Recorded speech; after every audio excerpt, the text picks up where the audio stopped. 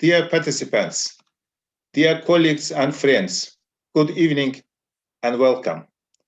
Welcome to the online Scientific Turkey public lecture series of TÜBİTAK Research Institute for Fundamental Sciences, which we organize with the aim of sharing the passion for science and research, the power and wonder of science with a wide audience, as well as fostering scientific curiosity and science culture in the society.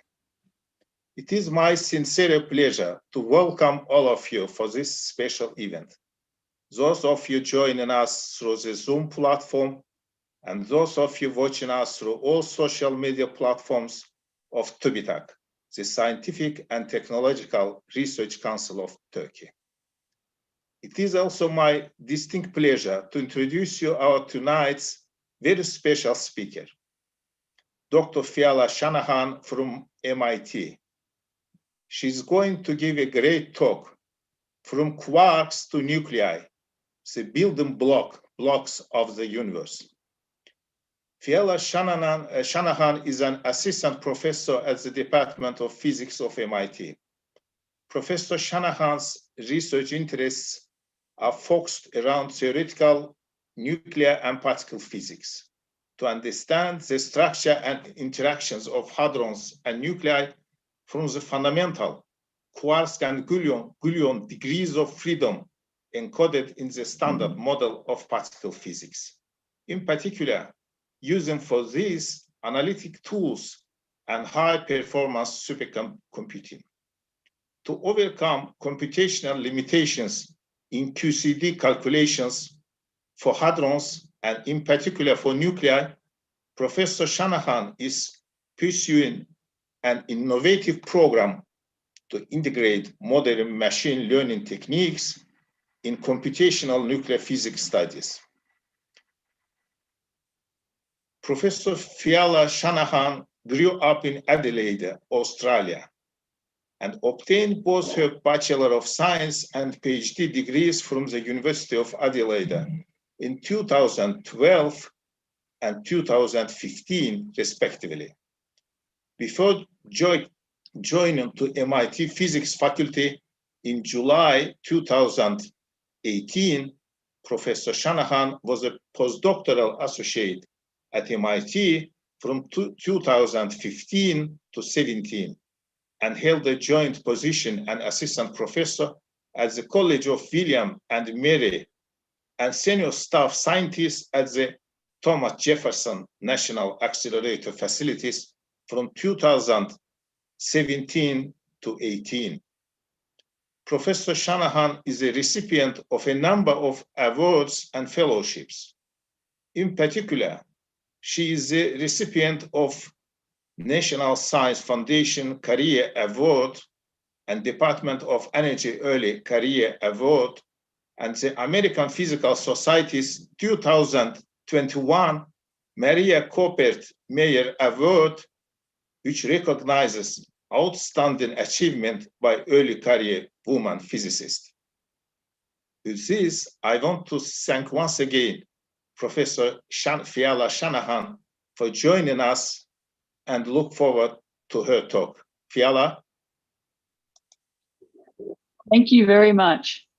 It is absolutely a delight to be here, albeit virtually in Turkey, and to have the opportunity to speak a little bit about our modern understanding of the structure of matter made up from the protons, neutrons, and atomic nuclei in our universe. So matter is, of course, composed of atoms, which have densely packed nuclear cores of protons and neutrons bound together, orbited by a cloud of electrons. And our modern understanding is that the structure of matter, in fact, goes one layer deeper, and that the protons and neutrons inside the atomic nucleus themselves have a substructure.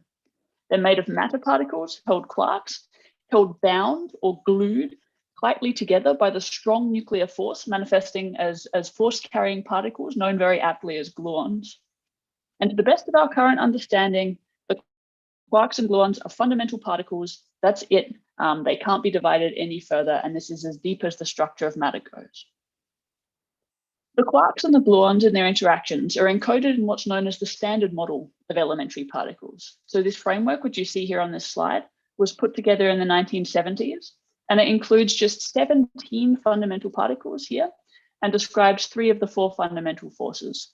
So you see here the matter particles called quarks, which come in different types or flavors. We have particles like the electron and its neutrino and heavier cousins. The gauge bosons here, we already met the gluon just before, which are the force carriers for the strong and weak nuclear forces and for the electromagnetic force. And of course, the Higgs boson, which you might remember was the last piece of this puzzle to be found experimentally in 2012 at the Large Hadron Collider, 4 decades after it had been predicted from this theory.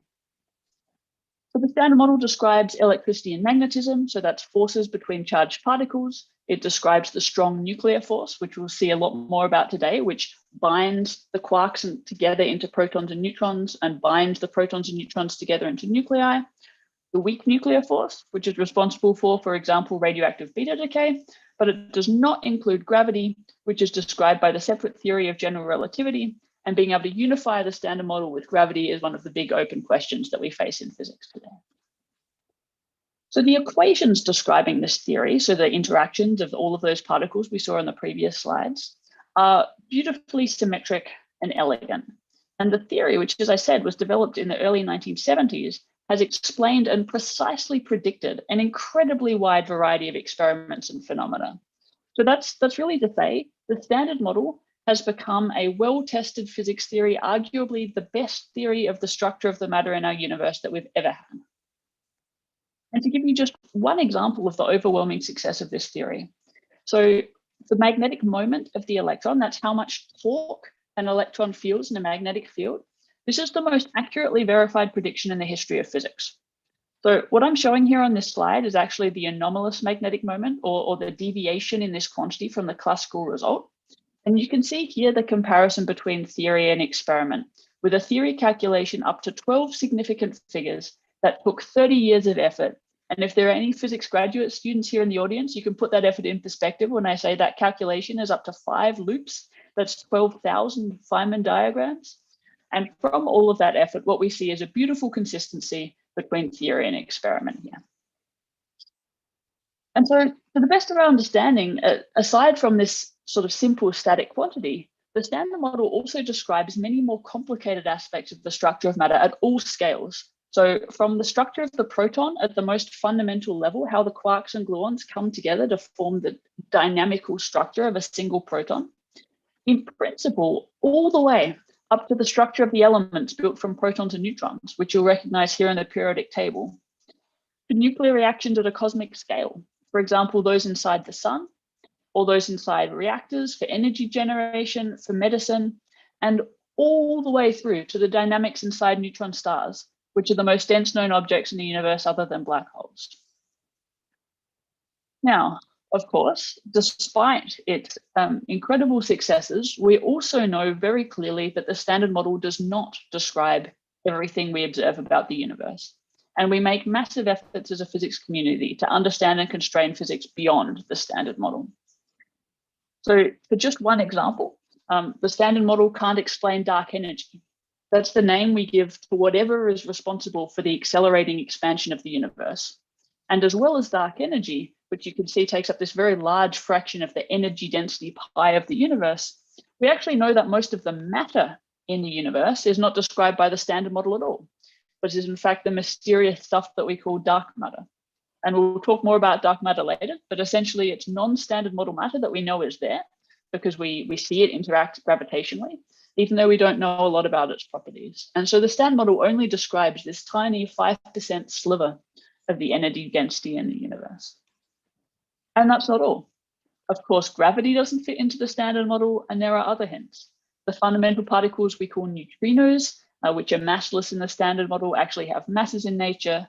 There's an asymmetry between the amount of matter and antimatter that we see in the universe that we can't explain if we start from the Big Bang and allow only Standard Model interactions. And there are questions we can ask about the naturalness of the various parameters in our theory. And so then, of course, one of our primary missions in physics is to understand in what ways our best current theory of nature falls short in describing all of the things we observe about our universe. And so just one way in which we look for so-called new physics is what we call the intensity frontier. So that's when we have experiments with the sensitivity to probe absolutely the rarest Standard Model interaction. And if we're looking for such very rare events, well, we build very large detectors to increase our statistics and increase our probability of making an observation. So these types of experiments are typically built with the matter that we can assemble en masse here on Earth. That's nuclei. So then to constrain the new physics that we're searching for, we need to understand the physics of the nuclei in our detectors first. So one example of these types of experiments that we'll come back to is dark matter direct detection experiments here on Earth, looking to directly see the interaction of dark matter with nuclei in our detectors. And another example, you can see the cartoon picture on this slide, is from the deep underground neutrino experiment, which is an experiment currently being constructed in the United States to learn more about the properties of the neutrinos and understand their mass hierarchy and mixing properties better. Okay, so then this idea of studying the theory of the standard model. This is interesting both for its own sake, that's as an exploration of the structure in our universe and to see whether we can really see the emergence of all of the complexities of nuclear physics up to a cosmic scale coming out of this fundamental theory. But it's also important to constrain the backgrounds and benchmarks for many searches for physics beyond the standard model, in which we, of course, use standard model particles in our detectors. So these two themes roughly outline the talk today. And at the end, I'll circle back and talk about how new advances in algorithms in computing feed back in and enable us to go further in our study of the standard model and hence the structure of the matter in our universe. Okay, so to talk about first principle standard model calculations is to talk about the strong force. That's quantum chromodynamics. And so this is the force responsible for binding the quarks and gluons into protons and neutrons, for binding the protons and neutrons into nuclei, and for forming other types of exotic matter like the quark and gluon plasma. So this force is, of course, relevant to questions like the structure of a proton and the structure and interactions of nuclei, which we said that we'd like to understand from the standard model. Now, this theory is unfortunately challenging to study, especially at low energy scales, like those relevant to the structure of a nucleus at rest in a detector in your experiment. So at those low energy scales, the coupling scale of the theory becomes large. So what I'm showing here on the figure, on the horizontal axis is the energy scale, and on the vertical axis is the coupling of the theory. And as we move to the left on this plot, the coupling becomes large. And what that means is that we can't expand in powers of the coupling. If the coupling was small, like it is over here at large energy scales, then a perturbative expansion works. The second power, when you square the coupling, is smaller than the first power. The third power is smaller again, and so on. And you can expand to some order and stop for an answer at some precision. When the coupling is small, we can't do that. And so at the low energy scales, what we're left with is a computational approach. But the only known way to study the strong interactions at low energy scales in a systematically improvable way is through what's called lattice field theory or lattice QCD, where the idea is that the equations of QCD, remember our theory of quantum chromodynamics that describes the strong interactions, which look like integrals over the values of the quark and gluon fields, they become discretized onto a four-dimensional space-time grid in such a way that they can be done numerically. So you want to imagine calculations within this lattice QCD framework as being very high dimensional integrals in essence, in something like 10 to the 9 to 10 to the 12 variables in state-of-the-art calculations. So doing calculations in this theory is really a massive computational challenge. The challenge is really so large that even with the most powerful supercomputers in the world and with significant resource investments, so I know the numbers in the United States, where something like 10% of open science supercomputing is devoted purely to these sorts of calculations every year. Even with that sort of a massive resource investment, we're still computationally limited. There are many problems that we know how to solve, especially when it comes to questions of understanding nuclear physics from the dynamics of the underlying quarks and gluons, that we know how to solve, that we simply can't with current computing. And so I'll come back to this as motivation for some new algorithms later in the talk. And just to give you a sense of scale, so that some of the calculations I'll show results for would take something like 10 to 20,000 years on a very good desktop computer. So that's roughly the scale that we're talking. But as we'll see, we can in fact do such calculations, and there's a deep complementarity between theory and experimental investigations of the structure of matter in our universe. So let's talk a little about what we can learn about the structure of matter from first principle standard model calculations. As a first example, we know, of course, that the neutron is ever so slightly heavier than the proton. And this simple fact is absolutely essential for life as we know it. If the proton was heavier than the neutron, then it wouldn't be stable. And so then the proton, which are the nuclei of hydrogen atoms, would decay. The sun couldn't have survived for more than about a century after it was formed. Without electrostatic forces to support them, solid bodies would collapse rapidly into neutron stars or black holes. No atoms would ever have formed, and we wouldn't be here to know. So this very small mass difference is absolutely essential. And as we see, it comes from a delicate balance of the strong and electromagnetic interactions. So we can measure the mass difference between the proton and neutron experimentally. And you can see that the orange line on this figure. So here the vertical axis is the proton-neutron mass difference, and the orange line is the experimental result. What we can do with theory calculations is understand this mass difference. So it's been really within the last 5 or 6 years that we've been able to show directly from the standard model how that very small but very important mass difference comes as the delicate balance of the strong force pushing it one way and the electromagnetic interactions pushing it the other way, which you can see here on this chart, to give us a cancellation where the theory calculation agrees beautifully with the experimental result. So we have a first example of the complementarity of theory and experiment in understanding what we observe about our universe. We can measure this experimentally, but from theory, we can really understand where it comes from at a most fundamental level. Now, I only have a time to give you a small taste here, but first principles calculations can also reveal aspects of proton structure that we can't measure experimentally. And so here, let's take an intuitive example. Here's a cartoon of the pressure distribution inside the proton. Now, the proton is stable, right? The quarks are confined inside the proton. So if you imagine a pressure distribution, if there's any sort of an expanding force, it has to be countered by a compressing force for stability. So what's shown in this plot is the pressure distribution as we move out from the center of the proton in a radial direction. So on the horizontal axis here, we have that radial distance out from the center of the proton. And on the vertical axis, you have the pressure distribution multiplied by that radial distance squared. So I'm showing this quantity because this is what needs to integrate to 0 for stability of the proton. Okay, so if we have a peak, that's a repulsive pressure, it needs to be countered by a trough, a confining pressure for stability. So this is a nice cartoon. Looking at this cartoon, we can ask some very straightforward questions. Well, what's the peak pressure in the proton? Is it more like a bike tire? That's something like 10 to the 5 Pascal, more like the bottom of the ocean, that's 10 to the 8 Pascal? Or is it closer to a neutron star, that's 10 to the 34 Pascal roughly? What about the radial extent of the pressure distribution? Is it similar or different to what we usually think of as the radius of the proton, which is the proton's extent as experienced by an electromagnetic probe, so the charge radius? What about the radius of its pressure distribution? Is that the same? And finally, how do the different fundamental particles, the quarks and gluons, contribute to this? Do they contribute in similar ways or in very different ways to build the pressure distribution of the proton? So recently, we've been able to actually calculate the individual quark and gluon pieces of the proton's pressure distribution for the first time to begin to answer these sorts of questions. So this is another nice example of the complementarity between theory and experiment.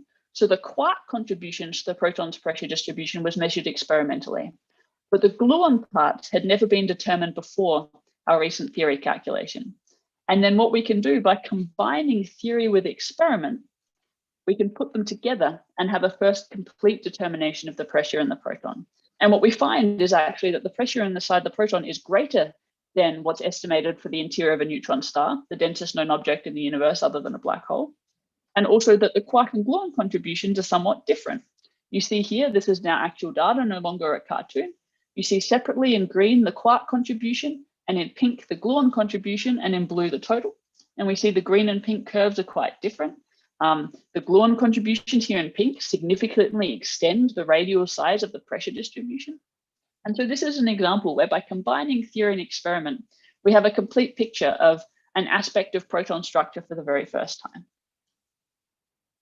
Okay, so turning now from the very, very small, the dynamics inside a single proton, to the cosmic scale.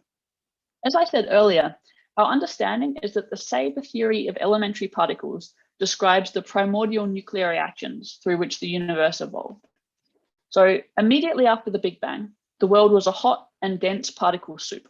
And then as the universe expanded and as it cooled, matter formed, galaxy formed. And so immediately after the Big Bang, the universe was filled with neutrons, protons, electrons, positrons, photons, and neutrinos. And from there, then all of the elements were created by a chain reaction called Big Bang nucleosynthesis.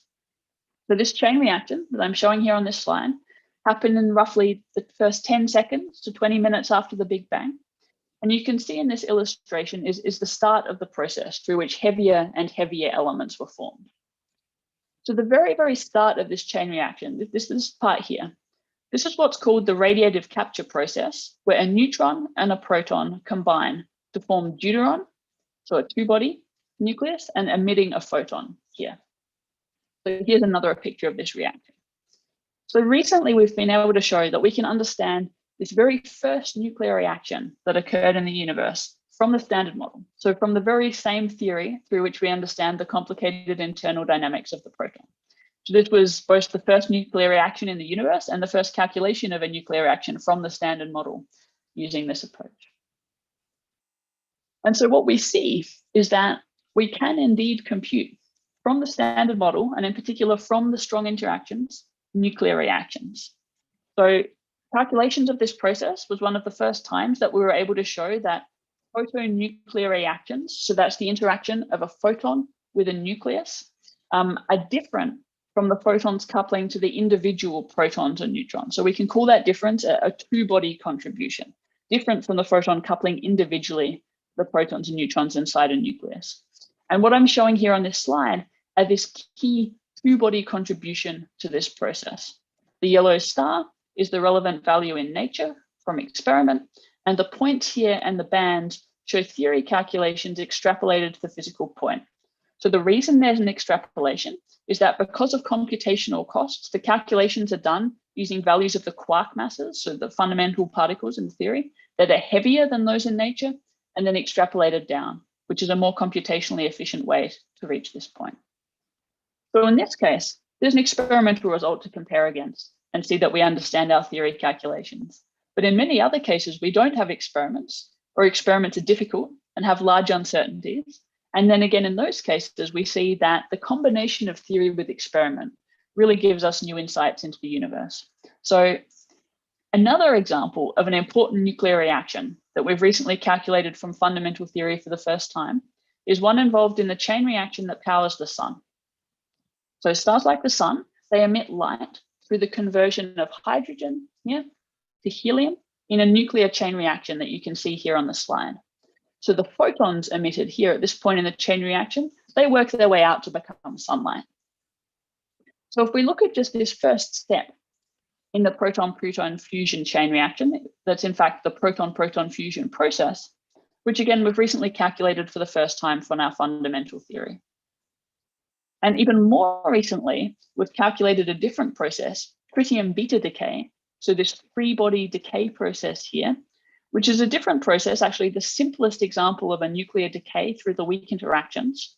And in fact, these two processes, although they look a little different, can be used to constrain the same fundamental two-body part of these interactions. So the difference of these interactions from the interactions of just a single proton or neutron at a time. And so that's what I'm showing here on this slide. You can see the green constraints on this quantity from experiment or from phenomenology are actually less precise than the theory calculations we've managed over the last few years. And so better constraints on this quantity are important, not just to understand the processes that I mentioned before, like the proton-proton fusion process, but are relevant for understanding future neutrino detectors, and they'll compete with a new muon capture experiment. So we can use calculations of one quantity to inform experiments of others. And so the upshot here, what I really want to convey is that we're in a real precision era for these sorts of standard model calculations for the properties of a single proton. But for nuclear physics, we're in the very, very beginning of a new era of understanding, where we're making very first controlled calculations of nuclear physics from the fundamental particles. And we're at the very edge of being able to really link nuclear physics to the standard model in this robust and controlled way through theory calculations. So over the next decades, there's great potential to push this further. So to connect from the standard model to some of the fundamental questions about the emergence of nuclear complexity.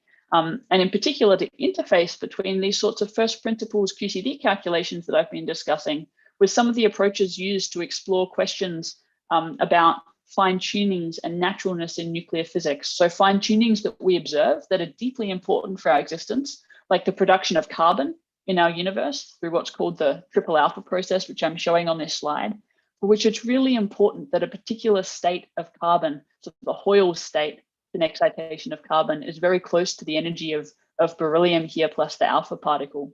And so being able to see these sorts of fundamental properties that we observe in nuclear physics come out of the standard model. Okay, so to reiterate, just to sort of wrap up this section, we're really at the very beginnings of something exciting here, of connecting standard model calculations to nuclear physics in a robust, systematically controlled way through calculations that we're only now beginning to have the technology to do, the computing to do. And over the next decade, we'll really see this come into its full potential. So, as well as understanding the structure of matter for its own sake, I said that standard model calculations can give us critical information for searches for new physics. So let's look at an example here. For just one example, let's come back to one of the biggest questions of our age. That's the question, what is dark matter? Now, dark matter, it's really very mysterious. We've never seen it directly in the detector, but we know that it's there. We've deduced its existence from overwhelming evidence that there's something beyond our understanding of the standard model, and the best theory that fits what we observe is dark matter. The story of dark matter goes back quite a long way. So by about 1980, it was already widely recognized that we have a major problem in our understanding of the universe. So what we observe, looking out at the stars, the planets, the galaxies, it doesn't match what we understand. So this picture shows the Coma cluster. That's a large cluster of galaxies that we can see from Earth. And from this particular cluster, it was been noted since about 1930 that something doesn't quite add up. The gravitational attraction needed to hold the cluster together is more than can possibly be generated by the luminous matter that we see. It's like something else is acting gravitationally to hold the cluster together, something that's acting like matter gravitationally, but it's dark. And we see similar things in many other ways. For example, in the rotation curves of galaxies. So here we have a galaxy, and what we're showing is how fast everything's rotating as we move out from the center of the galaxy here, from the center along this axis, we're moving out along the radial direction. The red curve shows what we expect from visible matter and from standard Newtonian gravity. The white curve shows what's actually measured using starlight or the Doppler shift in the 21 centimeter hydrogen line. And what we see from the data is that everything seems to be moving too fast. Unless there's something acting gravitationally, the galaxy shouldn't be held together at all, but as it rotates, it should be flinging apart into space. And just one last example, here we see the famous bullet cluster. This was discovered in 1998. And then it's an example when we were really able to see clusters of galaxies collide. So in blue, this is false color, of course. We see the location of the matter that we can infer is there through gravitational interactions, by how light from other galaxies is bent around matter through what's called gravitational lensing. And in pink, we can see the visible matter. That's what we can see is there through light, through X-rays. The separation between the blue and the pink here, that can be ruled out as a statistical fluke to better than about 1 part in 10 to the 15. And we can understand this separation within the picture of dark matter. If we start with galaxies with matter and dark matter, and as they collide, the dark matter just sails right on through and the dark matter collides and stays stuck in the center, then we can understand exactly this picture that we see. So what is dark matter and how does it interact? Well, we know that it doesn't interact through electromagnetism. It's dark, and it doesn't interact through the strong force, since cosmic rays, which are made of protons, don't interact with it. It does certainly interact through gravity. That's how we know it's there. And if it only interacts gravitationally, then it's a good chance we'll never detect it or make it in any conceivable particle accelerator. But maybe, just maybe, it might interact with the standard model weakly, that's through the weak interactions, and then we have a chance of detecting it in experiments here on Earth. Okay. So although we don't know what dark matter is, then we do know what it's not. So it's certainly not stars and planets because it's dark. It's not dark clouds of normal matter. It doesn't absorb radiation. It's not antimatter. Otherwise, we'd see unique gamma rays that are produced when antimatter annihilates with matter. It's not galactic mass black holes because of how many gravitational lenses we see, although I should say they're in some corners of some of these parameter spaces are not entirely ruled out.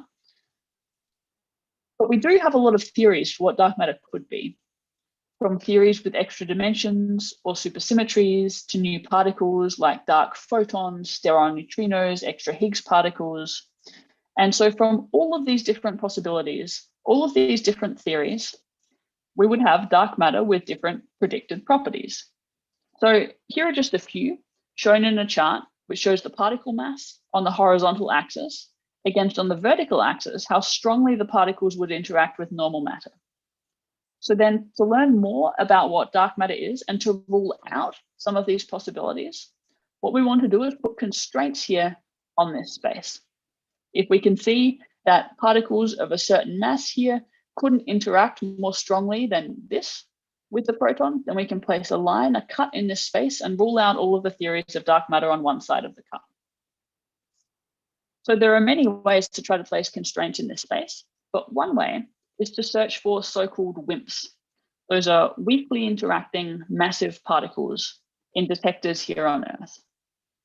So the broad idea is to build a detector deep underground and to wait for dark matter to hit the nuclei in the detector.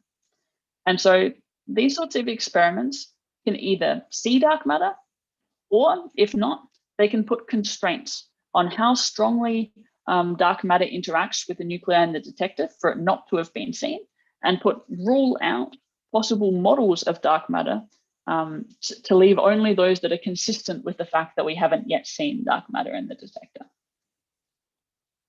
So for example, putting constraints on this space looks like this. So this plot looks quite complicated, but it's essentially the same figure that we saw before. So on the horizontal axis, we have the mass of our dark matter particle. And on the vertical axis, we have how strongly the dark matter particle interacts with normal matter in the detector. The lines on the figure show the results from different experiments, and none of them have detected dark matter. So to interpret this, all of the space above the lines is ruled out. So one thing I want to point out is that translating from what is seen, or rather what's not seen, that's dark matter interacting with the nuclei in the detector, to this figure, which constrains the strength of the interaction with the proton, is implicitly making a translation from the nucleus to the proton that relies on a theory understanding of the structure of the nuclei used in the detector. So for example, this line here for the xenon experiment, the nuclei used in that detector are xenon, which is a very large nucleus with 130, 140 protons and neutrons. And there's been an implicit translation from not seeing dark matter hit xenon to placing a limit on how strongly dark matter interacts with a single proton or neutron. So that's what we see here. As I said, in fact, these constraints assume that what happens is that dark matter interacts with only a single proton or neutron in a nucleus at a time. And so it's of course possible that dark matter might interact with multiple protons or neutrons in a nucleus at a time. And through first principle calculations, very similar to those that I discussed are revealing aspects of proton structure, we've recently found that this assumption may not be as good as was first thought. So here, what I'm showing in this figure is the fractional nuclear effect in the relevant quantities describing spin-independent dark matter interactions with nuclei. So those quantities are called the scalar matrix elements. Although we don't know the microscopic theory of the weakly interacting massive particles, we do know that the low energy limit of a generic spin-independent interaction is what's called scalar. And so the scalar matrix elements are the relevant quantities here. So this figure is showing the deviation from the assumption that dark matter interacts with a single proton or neutron in a nucleus at a time. So we have different types of interactions in the different colored blocks here, and we have different nuclei here in the different panels. So the deuteron, the diproton, and helium-3.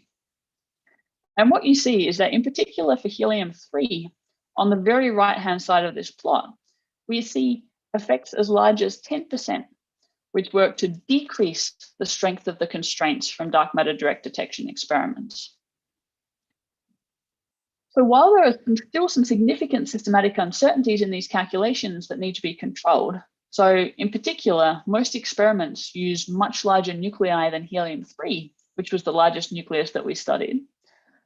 What this is a strong warning that unexpectedly large multi-body effects really can't be neglected in the interpretation of dark matter direct detection experiments. That is, in that translation step of going from not seeing dark matter hit xenon to what we infer about the strength of interactions of dark matter with protons and neutrons. And so theory really still has an important role to play in this arena of interpreting the results of our experimental searches for dark matter. So again, we see this synergy between theory and experiment. So as I already mentioned, I showed results for calculations of helium-3, but the nuclei actually used in these dark matter direct detection experiments are much larger.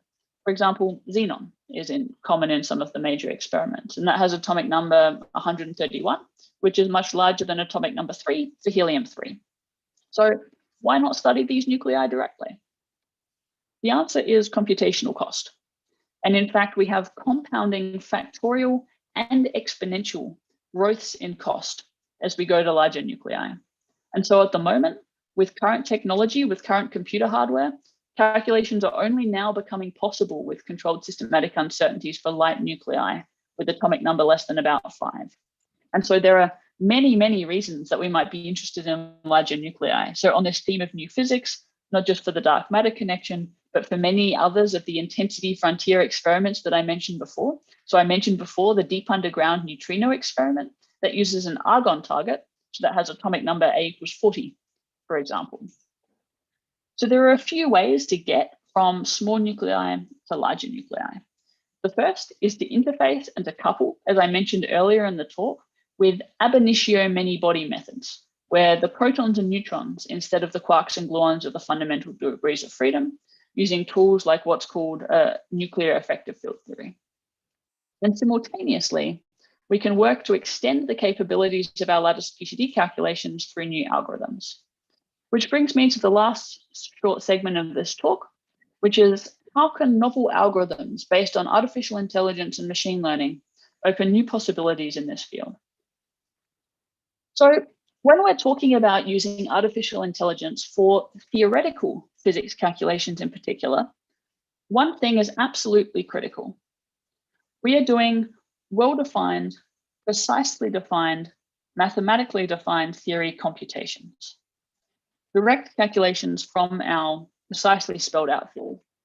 So to maintain the rigor of the approach, we must preserve exactness in all of our AI approaches. So developing and using provably exact AI is absolutely key as we think about AI for first principles theoretical physics calculations. So let me give you an example of a computational problem in first principles theory that we're addressing with provably exact AI. So one of the challenges in lattice QCD calculations is a sampling problem. So in doing our very high dimensional integrals numerically, we need to generate a set or ensemble of field configurations that describe the background quark and gluon dynamics of the standard model. So these configurations actually have a complicated Lie group structure, but as a cartoon, you can just think of them as much larger versions of the images like the ones I'm showing here, where we want to sample these sorts of images with a precisely known probability distribution. Configurations like these ones, which have correlations at some characteristic scale, as you see here, are very likely, and configurations like this one, which is just random noise, are very unlikely, and we want to generate a specific distribution of these samples. The way these are traditionally generated is through what's called Hamiltonian or hybrid Monte Carlo, which you can think of as being a coupled walk in position and momentum space through Hamiltonian dynamics to explore this space of configurations. And it is much more efficient than a random walk in such a high dimensional space. What this practically means is that we're generating samples in a chain by updating from one to the next to the next. And there's some correlation between the samples in the chain, described by an autocorrelation time. And that time is related to the cost to generate independent samples, which might require some number of updates to decorrelate. And a particular challenge is that because this algorithm is close to local, or you can also think of it as diffusive, what that means is that to update physics on some fixed physical scale of interest, like the size of the proton, you need more and more updates to decorrelate your samples as the lattice spacing gets finer and finer. So this is a manifestation of critical slowing down in this context. It's a huge computational problem, especially for nuclear physics calculations. And this is a challenge that we aim to beat with AI tools. So this problem, this sampling problem of generating these field configurations, of course, has immediate parallels with the image generation problem that's received a lot of attention in the machine learning community over the last years. So if we can design an AI algorithm that generates pictures like this, so these are not photographs of people, these are fake AI generated images of faces, and you can go to this website here, thispersondoesnotexist.com, and every time you refresh, you'll have a new fake generated picture of a face. So if we can design an AI algorithm to generate pictures like this and not this, then surely we can use a same sort of algorithm to generate configurations like this, which have very specific types of correlation structures and not configurations like this. So this is an underlying motivation. And we see that although there's a very, very clear analogy between these two problems, there are also very clear differences. And the first of those differences is apparent already from this slide. In this case, if we want to generate images of faces, we never want this picture. This is just random noise. It doesn't look like a face at all. We never want that.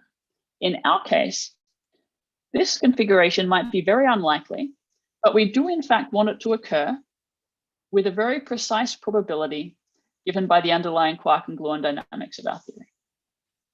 So if we stack up a benchmark image set for machine learning versus a set of field configurations for a lattice field theory calculation, we can see the similarities and differences. So the first is the one that we already mentioned. If you're generating pictures of people, it's really each image that has meaning. You want each image to look like a picture of a person. In our case, it's only the set of samples with a very precise probability distribution that has meaning. There's also differences in other ways. So we have what we call an extreme inverted data hierarchy. So if we look at this benchmark image set for machine learning, each image is described by something like 3,000 numbers, and there are 60,000 samples available for training. In our case, this hierarchy of numbers is inverted in an extreme way. So like I said, there's something like 10 to the 9 to 10 to the 12 degrees of freedom per sample in our lattice field theory case, and we only need order thousands of samples. And so any approach that uses a set of training data to train the AI algorithm won't work in our case. And then there are other differences. In an image, local structures are very important. An eye or a nose has its own local structure in a picture of a face. For us, it's really the long distance correlations that define the physics. In images, you don't have a lot of symmetries, maybe a translation invariance inside the frame. In our case, we have complex physics symmetries, things like gauge invariance, so symmetries of internal degrees of freedom, translation invariance, but with periodic boundary conditions. And so it becomes very clear that out of the box AI tools won't be appropriate for these sorts of theoretical physics calculations. And we need custom AI for physics from the ground up with all of these guarantees of symmetries and exactness built in. So constructing these sorts of custom architectures for physics is actually one of the foci of our brand new institute. This is our logo, the Institute for Artificial Intelligence and Fundamental Interactions that we just launched this year in the Boston area, which focuses on exactly these sorts of questions of what we call ab initio AI, building physics embedded deeply into machine learning and artificial intelligence approaches. So in the interest of time, I'll give you just one very broad idea of one approach to this generation problem using AI via what are known as flow models. Now, the idea behind flow models is very simply just a change of variables. If you have a map that takes you from an easy to sample distribution to the distribution you're actually interested in, And moreover, if that map is invertible with a tractable Jacobian, then you're done. You just take samples from the easy distribution, you put them into your function, and outcome samples from the distribution that you want. And the invertibility and the tractable Jacobian means that even if this map isn't quite exact, you can correct for the errors using a known algorithm, so a Metropolis Hastings accept reject step. We can build this sort of a map while maintaining all of the features we need by constructing a complicated function as the composition of many simple layers with specific features. And we can even develop those layers to bake in exactly the symmetries of our theory, which is a lot easier said than done. But then the learning part of the machine learning here is the optimization of all of the free parameters of this function to give us the closest approximation of this map. If you like, a trivializing map between the easy and the hard distributions. And so then using our optimized function, we have an approach that we can make mathematically and provably exact. And as I mentioned, to do this, we really have to go back to the drawing board, but we've in fact developed architectures with all of the properties and symmetries we need for lattice field theory built in. And I'm going to avoid going into detail here, but here's an artist's impression of what coupling layers in our sort of custom architectures look like. And I'll also show you an example of the effect. So this figure shows the cost of generating field theory samples using conventional approaches here in orange and in gray, and then using the algorithm we developed here in blue for a toy model. And you can see that the cost of the conventional sampling approaches here diverges exponentially badly as we move along the horizontal axis here towards topological freezing in this theory. So tuning the parameters of the theory towards critical slowing down, while sampling from the AI algorithm remains fairly flat in cost, and it's out here at the parameters on this side, orders of magnitude more efficient than conventional sampling approaches. So this is really a proof of principle success. As I said, it's in a toy model, and we need to do a lot of work to scale it up to impact the sorts of first principles physics calculations I've been talking about. But the idea I want to leave you with here is just that this is the very beginning of this sort of ab initio AI, where we're building in fundamental physics principles into AI architectures. But it's already clear that there's huge potential for these sorts of tools in this context of understanding the structure of matter from first principles theory calculations. And so let me just finish with a reminder of the story that we've seen. So first principles calculations of the strong interactions in the standard model are revealing proton structure and revealing nuclear structure in new ways. So from basic details of the proton's internal dynamics that we're understanding for the first time by combining theory and experiment, like the example of the pressure distribution, to our very first principles calculations of simple nuclear reactions, like those governing the burning of the sun or the first step in Big Bang nuclear synthesis, through to critical theory input for searches for new physics beyond the standard model. And then as we continue to push the physics frontier, a new generation of provably exact physics-informed machine learning algorithms is promising to enable calculations that were previously computationally intractable. And it's already clear that with all of these developments over the next decade or so, it'll be a really exciting time as we continue this quest to understand the universe from the most fundamental building blocks that we know. Thank you very much. Thank you very much for this very exciting and comprehensive talk. Now we can... My pleasure. I'm very happy to take any questions. Thank you very much. So now we can pass to question answer session. Where questions, please ask questions, write in a message using chat button of the Zoom platform, or you can directly using microphone ask the questions. Please, questions.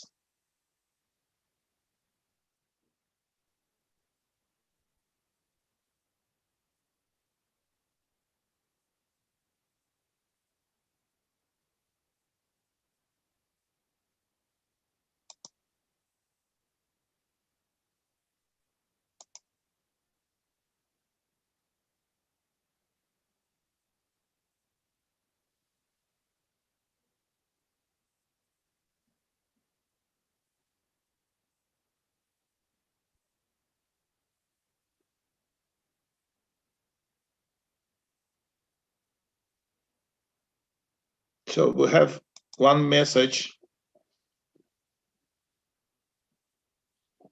I'm not sure if I can see the chat. Perhaps you could Not read it from out. me, but under my name, it is coming from YouTube part of the seminar.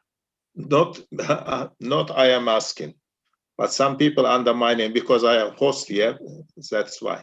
Can you read this? Perhaps you could read it out. I'm not sure I can see the chat while sharing my screen. Yeah. First of all, thank you very much for your valuable information. What is the phenomenon called the Fermi motion? And can you briefly explain? Could you give information about eta meson, electroproduction? Is electroproduction an elastic scattering process? Indeed, 2 or 3 questions. Okay, so we can start with the question about Fermi motion.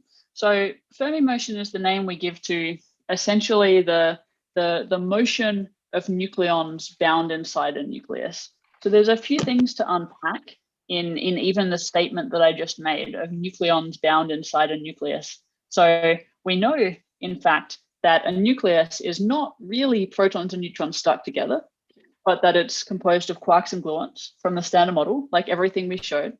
But we find that the protons and neutrons themselves are actually fairly good degrees of freedom at that scale. And what that means is that if you think of a nucleus, even though we know that actually everything is made of quarks and gluons, if you think of a nucleus in terms of protons and neutrons stuck together, you have a very good picture of its structure.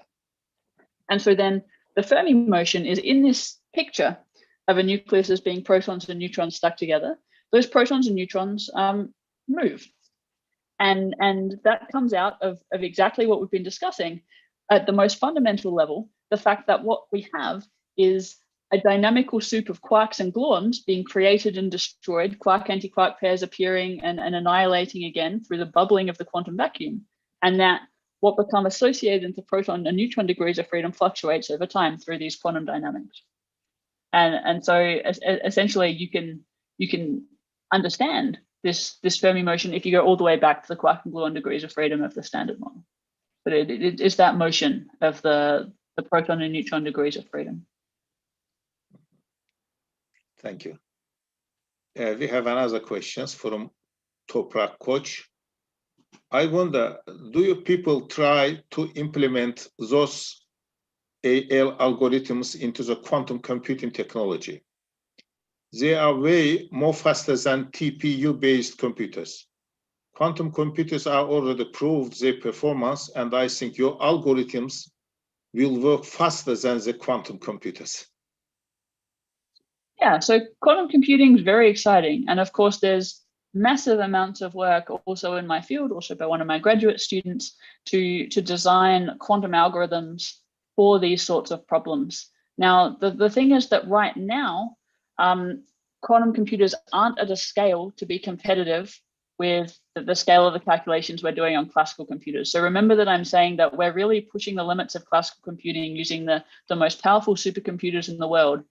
And while there have been significant advances in quantum computing, you would need thousands of tightly entangled qubits where you can maintain that entanglement over long periods of time in order to be able to approach the sort of scale that we're doing classically. So essentially, my answer is that your intuition on this is spot on, that if we can first formulate exactly how to put this theory efficiently onto quantum computers, then design quantum algorithms in order to do the calculations of interest, we could really open up new perspectives in this field. But we're basically still back at the formulation step and not yet up to the scaling up to the same scale as classical calculation step of that process.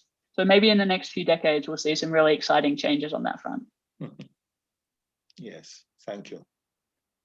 More question, please.